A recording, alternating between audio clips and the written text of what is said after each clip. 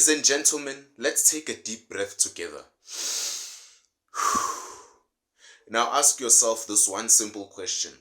How in the blue hell is it that the people with the most money, the highest salaries, and the fanciest security details, the longest titles, somehow end up being the ones with the most fragile egos and the thinnest skin? Today's main character, you ask? None other than Minister Nkabane, South Africa's very own higher education minister, who's now being dragged into the spotlight because the DA is laying criminal charges against her. Let's take you to the Western Cape. The DA is planning to lay criminal charges against Higher Education and Training Minister Dr Nobuhle Nkabane ahead of her tabling her budget vote in the NCOP. The party says while President Cyril Ramaphosa continues to take no action against corrupt ANC individuals within the executive, they'll use every means they can to fight that. The laying of these charges will be led by the party's Federal Council Chair, Helen Ziller, at the Cape Town Police Station. That's where we find SABC News reporter Lulama Dlepo, who joins us now live. Lulama, take us through essentially the DA's thinking here, because of course the saga dates back to the controversy, I should say, around the appointment of SETA board chairpersons. Welcome to Cape Town. Good morning, Ayanda, as well as SABC viewers. We are in front of the Cape Town Central Police Station. We are waiting for the DA leadership to arrive from any time now, because they are planning to open the case against the Minister of Higher Education and Training, Dr Nobuhle Nkabane. Why? Oh, nothing major. She's just accused of misleading Parliament. Yeah. What you say? Yeah, that old place where laws are made. But let's back it up. Let's give this the full treatment.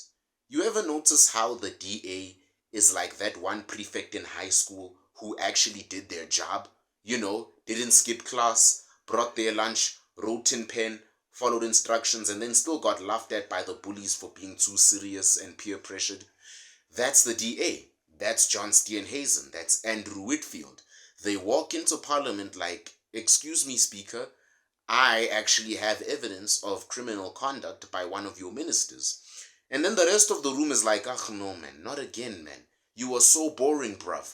Chill, we're trying to loot money here. How are we going to do it if you're going to keep coming here and laying criminal charges against us? Now let's get into the meat. The accusation is that Minister Nkabane allegedly misled Parliament about some dodgy dealings in the Department of Higher Education. Allegedly.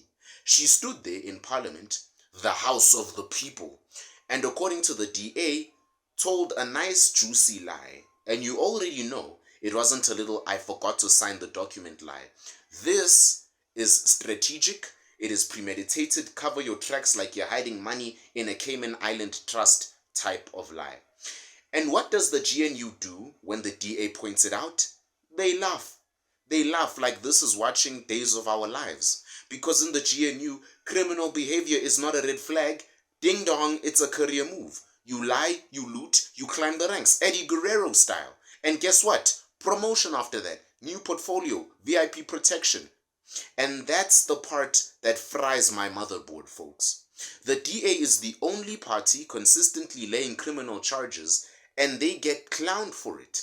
I'm not saying they're perfect, but they go to court, they get into motion, they scream into a void world that won't listen to their corruption charges, and then everyone will react like they just had an afternoon nap. Meanwhile, the average South African is out here eating pap and cabbage with no salt, watching ministers fly past in 2 million rand SUVs, white parliament looking like the final season of Game of Thrones, chaotic, Squid Game Season 3, and underwhelming. And you have a country of people who just don't know what's going on, and the moment someone tries to call it out, they're stupid for it. Nkabane is the person in charge of higher education. Good people.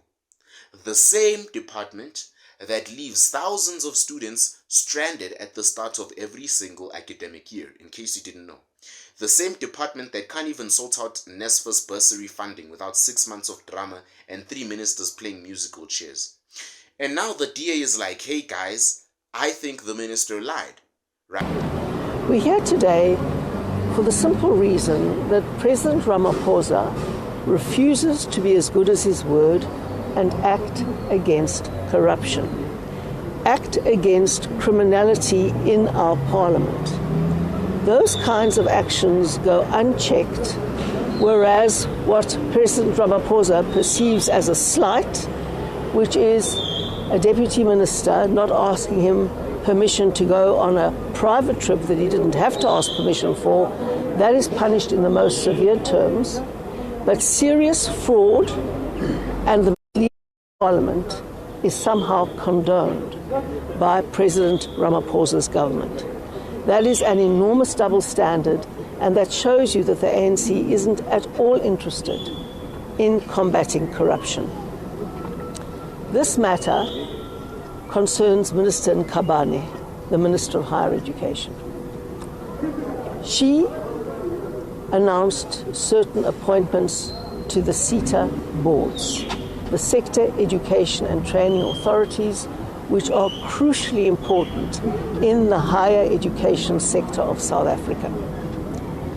Our colleague Karabo Khachau then went and did an entire table of everybody who was appointed and discovered, lo and behold, that there were a whole lot of deployed ANC cadres. Right, and then the people shrug it off up there. They're like, yeah, bro, and the water's wet. How did we get so numb to criminality? How did we get to a point where ministers lying under oath is just another Wednesday? But let's get to the juicy part, because that's not the juicy part. Why do they always make the DA look dumb when they call out corruption? Simple. Because the DA is the only one still wearing the uniform of accountability in a class full of criminals. It's like being the only one who actually does the homework in a gang-ridden high school. You stand out like a sore thumb. You are marked. You are bullied. You get bullied, but deep down, you are still the only one learning. You're not perfect. You made your mistakes, but you're still the only one learning. They laugh at the DA because if the DA succeeds, it sets a precedent. It makes accountability trendy. It makes whistleblowing noble. It makes stealing embarrassing. And we don't want that because we love to steal. And trust me, the ANC and its cronies cannot survive a world where stealing is frowned upon. They can't. Let's not sugarcoat it. We're at a point in South Africa where you get punished for telling the truth and rewarded for being a world-class liar. As I sit here right now looking at you dead in the eye, there's a bigger chance of me getting assassinated for calling out the corruption in TVET colleges than me keeping quiet about it. You expect leaders to serve the people? You are unrealistic. But you lie in parliament? Your minister. Come sit front row with us. You have a seat in parliament. You steal millions? Here's your invite to the VIP lounge. We'll see you there. And then you get invited to the Bohemian Groove. So what's the takeaway here? The DA lays a criminal charge against Minister Nkabane for misleading parliament, and 90% of the nation shrugs, because what's the point? But I'll tell you what the point is. You do it anyway. You expose them anyway. You call them out anyway. You want to know why? Because when we stop expecting accountability, we start normalizing abuse like a toxic relationship. And here's what I'll say to the people watching this and thinking, man, the DA is doing this for clout, man, Sama. Good. Let them chase clout by exposing crime then. I'd rather have politicians who chase clout and attention by defending justice than the ones who chase clout by kissing King Charles' shoes and dancing in overalls and pretending they care. Malema will shout in parliament, throw a chair, and say you are a dictator speaker and call a BBC journalist a bloody agent. But where are the criminal charges he laid? Where are the court wins? Where are the actual receipts? All noise, zero action. So shout out to the Democratic Alliance, the nerds. Shout out to the snitches, the whistleblowers, and the teachers' pets of South African politics. You may get mocked. You may be unpopular. You're not perfect. You may have the charisma of cold pop, but you're doing the work of the rest of these clowns that are too cowardly to do it. And as for Minister Nkabane, well, you better start rehearsing your I take full accountability speech right now. Because if the DA pushes this case far enough and we stay awake long enough, you might actually have to answer to it. No amount of money can save you this time. Daddy Ramaphosa is not coming. Imagine that. A world where corrupt ministers face consequences. Scary, huh? Almost revolutionary. A world where Daddy Ramaphosa doesn't rescue them. So let them laugh, because one day they won't be laughing. They'll be in court, looking for their lost memory stick, trying to explain how a whole 300 million rand just disappeared. Poof! Like Cinderella's fairy godmother. Bibbidi bobbidi boo. But when this whole circus falls apart though, they will be the only ones with a clean record and a working printer. This is your country too, you know, and you've got the right to be angry, in case you forgot. Angry that the people in charge think accountability is nothing but a suggestion. Angry that lying under oath gets you a parking spot and not a prison cell. So share this video, speak up, call it out, because if we don't, they will lie again and again and again, until we forget what the truth even sounds like. Now excuse me while I go and look for the ministerial handbook on how to not lie in Parliament. I hear it's out of print now. And by the way, new merch is out. Yeah, I'm wearing it right now. It's not out yet, so don't jump off your chair. I'm just khalisaring you right now so that when it's out, you feel guilty for not buying it. I will tell you when it's out though, and I'll tell you how to get it. This is the Summer Sambit, and like always, I'll see you next time.